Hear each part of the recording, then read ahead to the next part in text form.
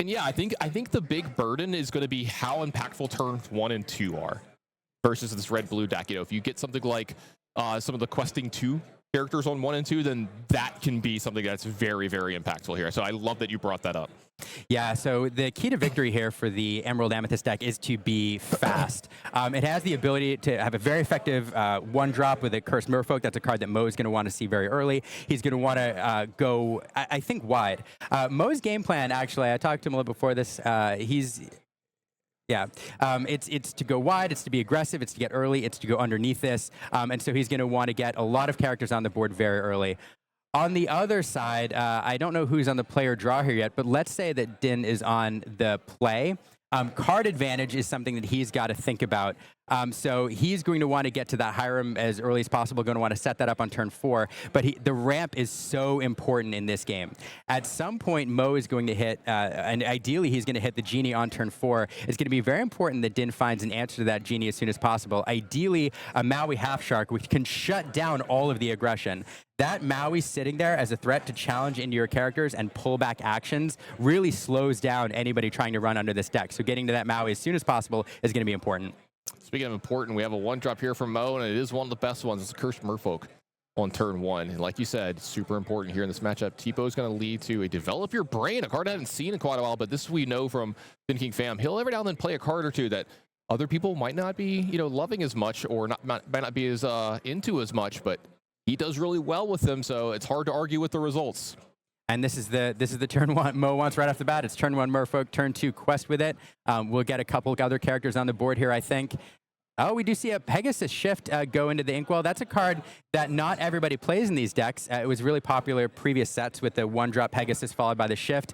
So we know now that Mo is running that. That's a fun card to see. And going wide here with 2 characters on the board, 4 lore on the board on turn 2. Yeah, Magic Broom and Diablo added for Mo Samblin here. Back over to Dihn.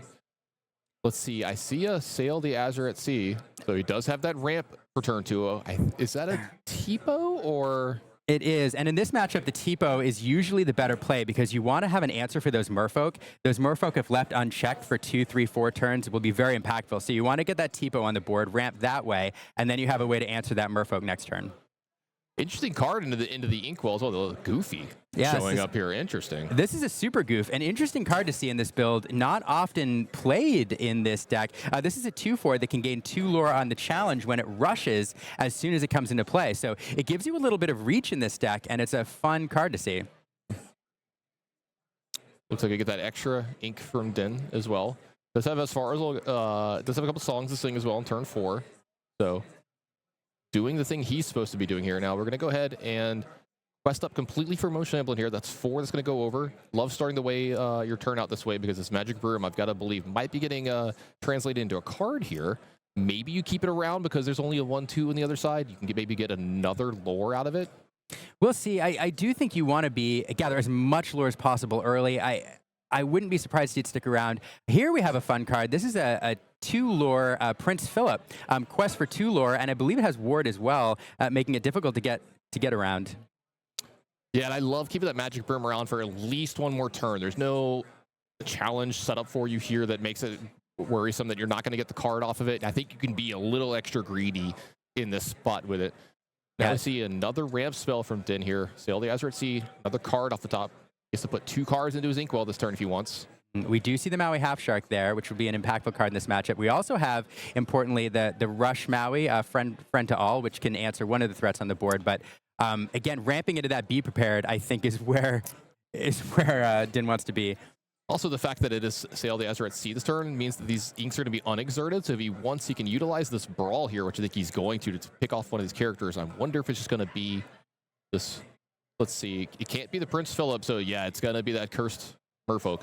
Yeah, definitely not wanting to discard a card to that Cursed Merfolk. Tipo there banishing the Diablo, and of course Mo will draw a card off of that. That card replaces itself, and I think it's back over to Mo with 3 lore on the board, and that Prince Philip, which is a fun card, I think, in this build sitting there. Yeah, quite a bit of a lore advantage here as well. 6-0 in the favor of Mo Samblin. Picked up a Fox for his turn. Let's see how he wants to play this. It's been a while since Prince Philip can play. Baby Pegasus is going to go ahead and make its way into the Inkwell. There we go. We're going to go ahead and quest up for 1 here, go up to 7. Got to believe maybe that Magic Broom is going to get turn into a card here. Let's see. Draw from the rabbit. Consult the hand. See, do we need to draw another card here? We're going to be going into the 6 ink turn. So maybe you can get another quest out of this magic broom. So let's take a look at the hand here. We do have Ursula Deceiver here. One of the things we mentioned is Dihn does have a Be Prepared sitting over there, which could clear the board on turn 7. But Ursula Deceiver is the answer there. So if Mo feels like he wants to prevent that for a few turns, unless he wants to draw it out, that Deceiver can pick that card. It's a fun note. Definitely a really good note there that Prince Philip is going to quest, moving Mo up to 9-0 lead. Now the Maui's going to come into play, take care of that Prince Philip really well. So that's a good spot for Dihn to find a way to take care of some of these questers over on Mo's. It's done a really good job these last 2 turns making inroads on Mo's side of the board. As we pass back over, he's got just that Merlin Rabbit left over, picked up another Cursed Mofolk. You got to believe that Ursula's probably going to come into play somehow this turn. Yeah, so one of the things one of the things that when playing Emerald Amethyst that I like to describe this game as is kind of a 2-phase game. When you're playing a control deck, once you get into the late game, oftentimes those decks are just going to gain control of the board. They just have too many control answers, especially the wipes. By the way, speaking of Deceiver there, it comes down, taking out that board wipe I was just talking about, that Be Prepared going to the discard pile. So once you gather as much lore as you can in the early game, ideally you want to get to 10, 11, 12 lore, kind of in the range that Mo is right now. Phase 2 kicks in, where you're looking to get some of your reach cards, your goats, your white roses, or perhaps Go-Go Tamago in this meta to close things out. So getting up into this range while not being able to close it out is not terrible because you do have those cards which can get you there as the game stretches on. This looks like the Maui's going to go ahead and trade into the rabbit. So a card draw here for Mo. Another card drawn. Kipo's going to go ahead and quest up here as well. It looks like it's going to be just a pass back over to Mo here, setting up for possibly that big Sisu next turn. And let's just look at how impactful getting rid of that Be Prepared was this turn, because I think Dihn would have loved to play that. Have all that ink there, ready to go, and nothing to use it on, having timed that Deceiver perfectly. Oh, absolutely. Now that Magic Broom is going to go ahead and quest up to 12. I'm sorry, 11. The Merlin Goat's going to go up to 12. Since the character's played, the Broom is allowed to be put into to put away for another card. Another 3 lore coming up for Mo here. He knows he's probably going to get swept up here, but I like getting the Goat into play as quickly as possible. It's going to bypass that Sisu sweep here and leave him with something in play that can quest. We already see that there's a Fox in hand as well, so possibly getting to pick up that Goat as well sometime soon. Sending a Cloud Kicker into the Inkwell here, getting a little extra resources. One of the things that you want to consider in these Emerald Amethyst decks, you don't want to overextend your Inkwell too much, but at the same time, at some point in the game, you want to be able to play a Goat and bounce a Goat, and you want to be close enough to do that. And so getting a little extra ink when you can is helpful. And Tipo's going to sit around. Let's see. He'll go ahead and quest with it yet again. I believe Dihn is at 2. Yeah, there we go. We got it updated. Card off the top for Mo here. It looks like a white rose. It's a white rose, another card that's going to get you 1 closer. Not a terrible top deck, because now we are in the single digits. Every single lore matters. The Fox coming down, bouncing the Goat. 1 more lore for Mo. Yeah, that goes up to 18, and this actually pairs up pretty well. He's going to be able to ink 1 more card here, play the white rose, and possibly go up to 18 or 19, whatever it is here, and that's going to be enough. That's going to be the game. Wow. Quick game 1 over to Mo. And I can see why you were saying that as the purple deck here, you actually kind of like this matchup sometimes in the blue-red. Finishes up. Maybe Dihn can even it up, or maybe Mo just gets a repeat of game 1. I think he'd be pretty happy with that opener again here in game 2. So one of the things I mentioned here, we didn't see much Hiram Pawpsicle action going on there that first game, but on the play, Dihn being behind a card, will want to get to that card draw earlier, a lot sooner. That 1 card can make a big difference, the card that you get for being on the draw.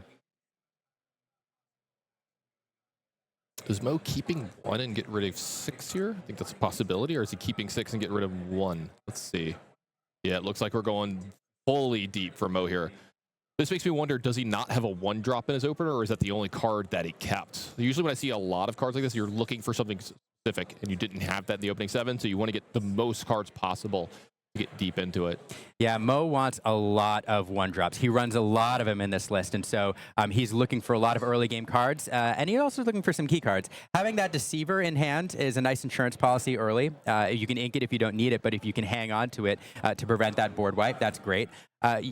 In previous metas, you could use it to pick 1 jump ahead, but we don't see that run quite as much anymore.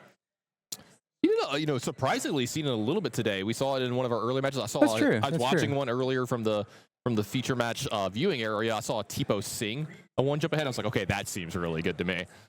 So let's look at Dihn's opening here. We do have the Pawpsicle. I see Sail to Azurite Sea on turn 2, so we do have that ramp. And is that a Maui Half Shark I see there? I think it is. I think that is, yeah. Which would be a very important card if we can get it online. Yep, a Pawpsicle on 1 from Dihn, like you said, super important. Let's see, is there that one drop from Mo? If not, Dihn's got to be feeling pretty good. I think we do have some one drops, but we don't have the one we want, I think, which is the Merfolk, unless I missed it. It will probably be, I want to say the Pegasus. Yeah, I see a Followers for sure. It does look like it is the Pegasus on turn 1. It is the Pegasus. You do want those Merfolk if you can get them, so Pegasus is fine. It'll quest for a little bit. It is a shift target for later on, but we do have plenty of other one drops to drop on turn 2, though, so Mo is going to be able to go wide a bit again. Yep, Sail the Azurite Sea here, turn 2 for Dihn. That allows him to play another Pawpsicle as well. This is a great start for Dihn here. Yeah, fantastic start. We have the Pawpsicle set up for Hiram there. We have that Shark sitting, waiting to come in on turn 6. This is going to be a little bit more of a battle, but let's see how Mo responds. Yeah, not the one drop that Mo wanted, but it is one of the one drops in the deck, so that's a good start for him here. Does he have the 2 more one drops again this turn? Is he going to go with a 2 drop? It does look like he has multiple one drops here now as well. Curse Merfolk into Return to Box Followers. So we did top deck the Merfolk there, which is a great card to draw in this position. We know we're dropping 2 one drops. We get that high lore character on. Grammatala coming down here to ramp a little bit more and find another card. Or to find another card, rather. Yep, back over to Mo here. Dihn added a card to his hands here. So I'm going to start out with the Return to Box Followers because we're most likely to cash this one in. So I like to start this way. Got to quest up, get a free card here. Rabbit added to the hand here for Mo. Another 3 lore added here as well for Mo. Way behind in ink. Way ahead in lore. Typically how this matchup's going to go very, very early. That is exactly how this matchup's going to go. Yeah. I think I see a Sir Hiss hand, but it's just going to be a snake that picks up the Merfolk and redeploys it where it is not exerted anymore, meaning that Dihn cannot challenge anything in play right now for Mo. No free value off this Gramatalia. I really like that play. This gets you almost a guaranteed extra 2 lore out of that Merfolk, getting you a little bit closer.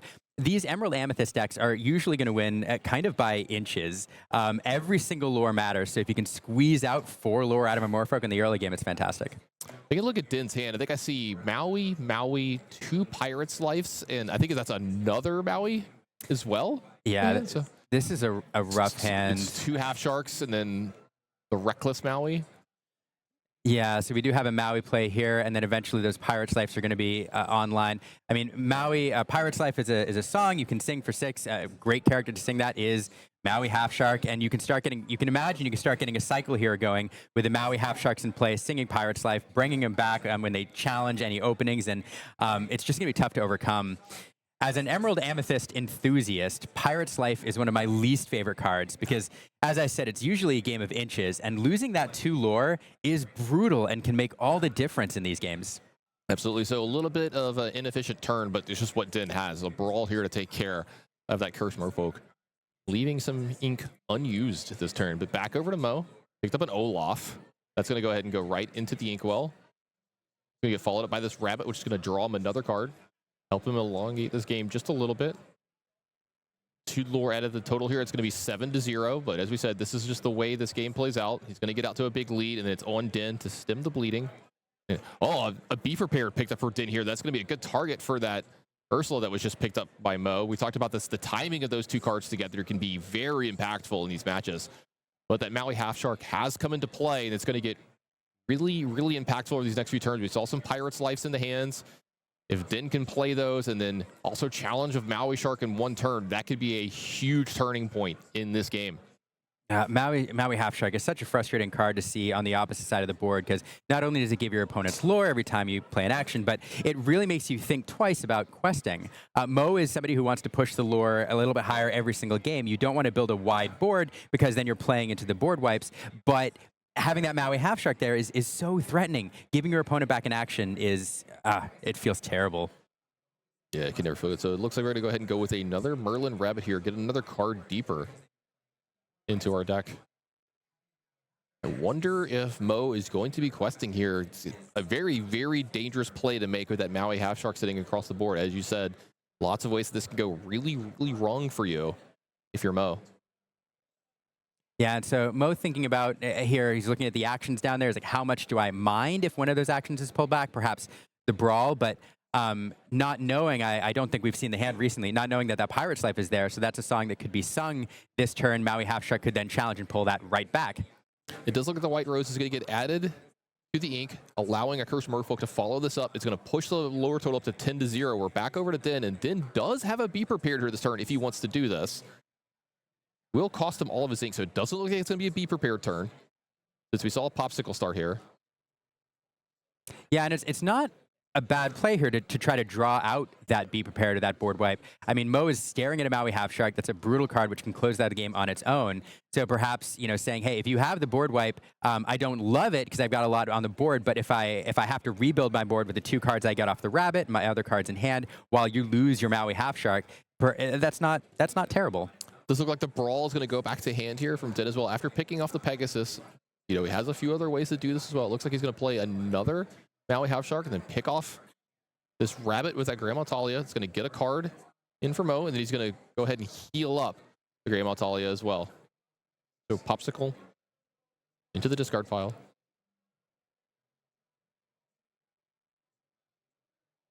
So 2 Mauis in play now. So any action is going to gain an extra 2 lore for Dihn here. And then if he gets to start challenging, I think this game is going to get way, way away from Mo here. Yeah, it's a challenging position at this point. I see what you did there. Yeah, a little Lorcana pun. At this point, one of the things you may want to consider doing is trying to draw out that board wipe. Anything to get rid of those Maui Half Sharks. This is fun. Get some information here. Take a look at the hand. There are options available. Yeah. And to be quite honest, that's probably the right choice. You want to prevent losing that 2 lore is brutal, and the board wipe is not terrible. You're actually kind of okay with it, right? Yeah, exactly. Yeah, you're like, please play the Be Prepared. I think it's better for me than it is for you. These Mauis are representing so much lore gain. If you play 1 Pirate's Life, which they can sing, you'd gain 4 lore and your opponent would lose 2. That is a huge swing. Now, it's a card we can pull back here, but again, I think that board wipe is something you're not unhappy to see. So 2 more characters to the board. Here we're going wide. Yeah, Sir Hiss and Diablo added for Mo here, almost daring Dihn to play this Be Prepared. I wonder if he's going to quest this turn. And here's the thing. He did add 2 more characters to the board, but I kind of like this because one of them will replace itself if it gets Be Prepared. The Diablo will draw an extra card, and then you'd feel kind of okay because you would draw 2 cards off this board. So will the 2 cards. So I think this is the right move here. Leave everything up. Don't allow that Pirate's Life to come back. At some point, Dihn is perfectly happy. Din's perfectly happy right now to start playing that Pirate's Life. Brawl coming down here. We will gain 2 lore off those Half Sharks. And removes that Cursed Merfolk as well. Dihn. Let's look, we're going to start questing as well with the Sharks. They're pretty safe. They have evasive.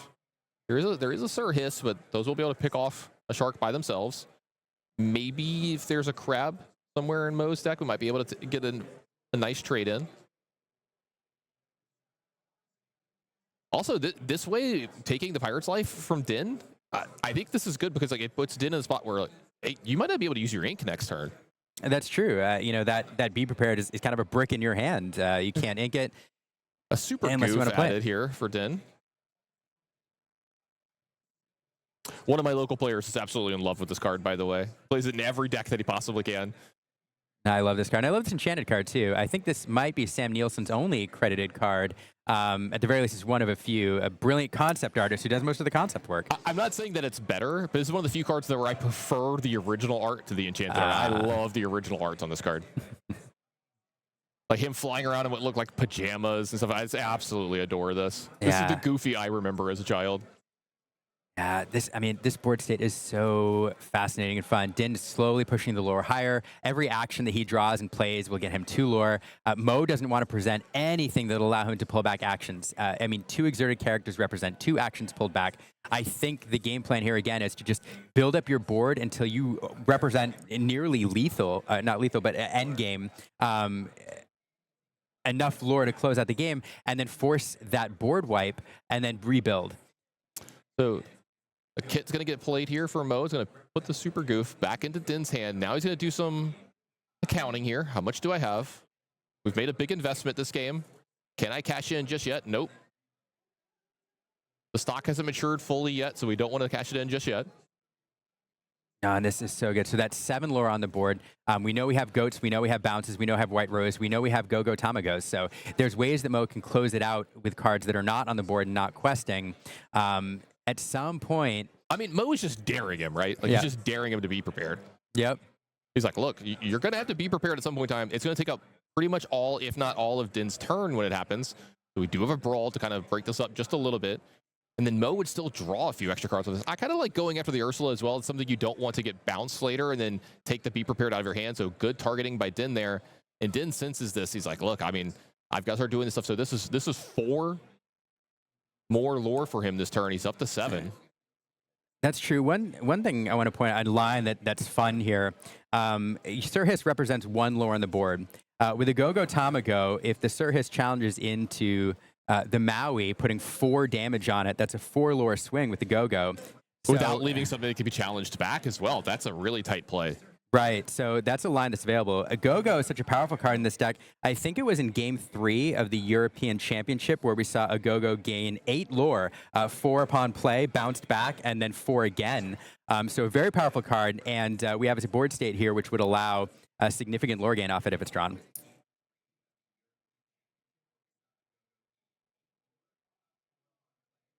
Getting 8 in one turn of a Go-Go is kind of crazy. I don't think I've ever seen it get more than like 2. It might have taken 2 turns for that one, but it was definitely the same Okay, Go-Go. you might be right. This might be the play. Surhis just attacked into this Maui. There it is. There it is. The Go-Go Tamago is going to get 4 more lore added from more Samblin here. That's up to 14, and I believe 1, 2, 3, 4, Yes. 5, 6. He is Yes. threatening 20 next turn. Yes. What a call. Wow. Hey, do you have the lottery numbers? I don't know.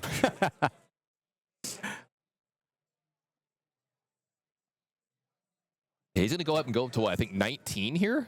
'Cause Yeah. I like this too because it's be prepared or bust a lot for Dihn here as well. Was that a Pirate's Life off the top? Yeah, I think I saw a red card. The problem is the Pirate's Life, which are going to slow this down a little bit. At this point, he can pull back a Pirate's Life, sing a Pirate's Life, play the Be Prepared, knocking it back 3. But it really does invite the board wipe here. So this is a really complicated turn from Dihn, and it's probably going to start out with challenging with one of the Maui Sharks to get back something like a Pirate's Life. Yes. And kind of go that way. You can challenge with both of them, possibly.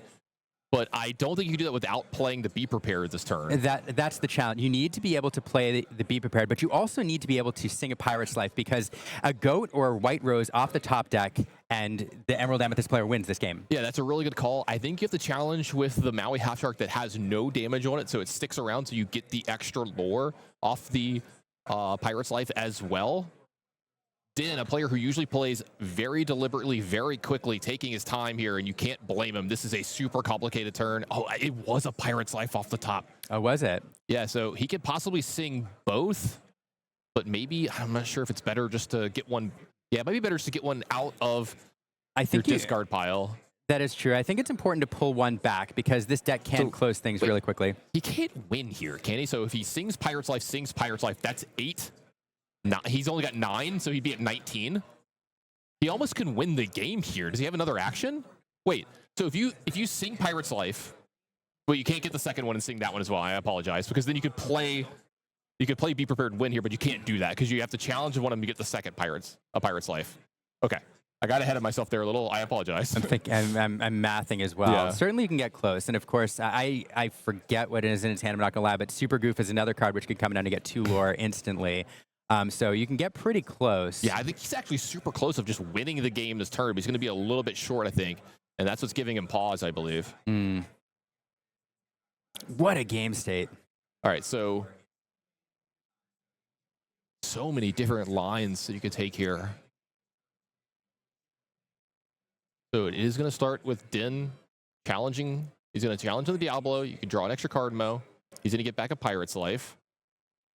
A card that it's not embarrassing to play over and over again as this game goes on. So he's going to go ahead and sing this one. That's going to gain him 4, lose 2 for Mo. So Mo's going down to 17. Up to 14 is Dihn. All right, he's going to quest a 15 here. Here comes the B prep, I believe.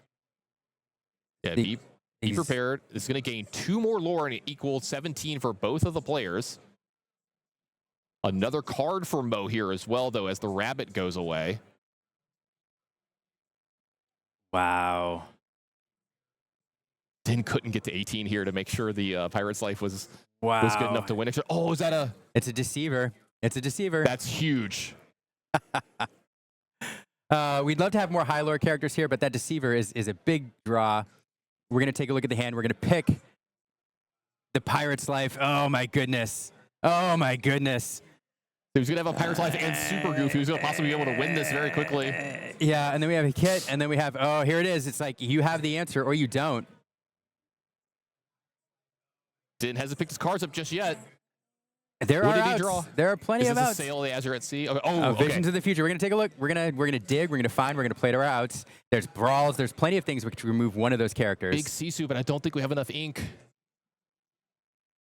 Your Hiram, a Tipo. I don't think we have enough ink for the Big Sisu. I think I see a 5-drop Maui as well. I think we need a brawl. Yeah, I think we need something to interact with the board. It looks like this might be a miss for Dihn. Oh man.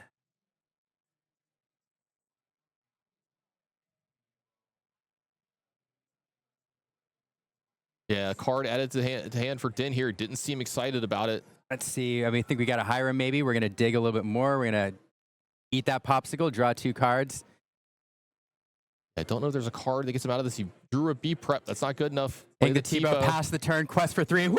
Oh man, what a finish! What a game!